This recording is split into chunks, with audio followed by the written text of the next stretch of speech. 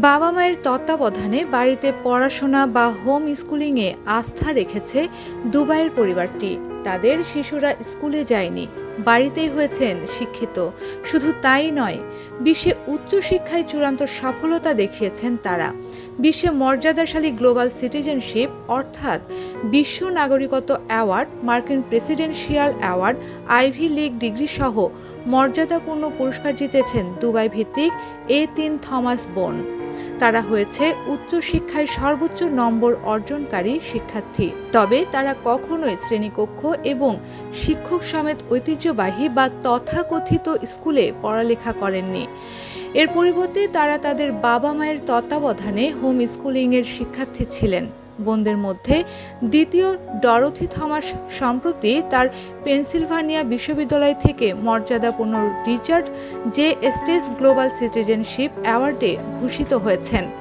পুরস্কারটি সাধারণত পেনসিলভানিয়া বিশ্ববিদ্যালয়ের একজন মাত্র স্নাতক শিক্ষার্থীকে দেয়া হয়, যার একাডেমিক শ্রেষ্ঠত্বের রেকর্ড রয়েছে, সেই সঙ্গে যিনি সামাজিকভাবে পরিবর্তনের জন্য প্রতিশ্রুতিবদ্ধ এবং যার প্রতিভা এবং জ্ঞান ব্যবহার করে বিশ্ব বড় ধরনের পরিবর্তনের পথে এগোতে পারে। ডরোথির অন্য দুই বোনও আইভি লীগের শিক্ষার্থী। তার বড় বোন স্টেফানি ড্যানিয়েলে অ্যারিজোনা স্টেট ইউনিভার্সিটি এবং লিবার্টি ইউনিভার্সিটি থেকে দুটি স্নাতক ডিগ্রি অর্জন করেন। তিনি হার্ভার্ড ইউনিভার্সিটি থেকে স্নাতকোত্তর ডিগ্রি অর্জন করেছেন এবং লিডারশিপ ও ব্যবস্থাপনায় বিশেষ দক্ষতা অর্জন করেছেন। তাদের ছোট বোন ড্যারিয়ান বর্তমানে পেনসিলভানিয়া বিশ্ববিদ্যালয়ের স্নাতক শেষ বর্ষের ছাত্রী।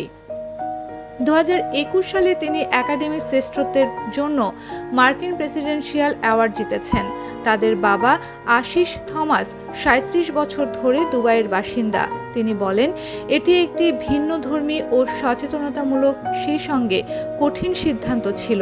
তার স্ত্রী রেখা সহ তিনি তাদের সন্তানদের ঐতিহ্যগত ও তথাকথিত স্কুলিং পদ্ধতি থেকে বের করে আনেন। Happy Rahman, Padma news.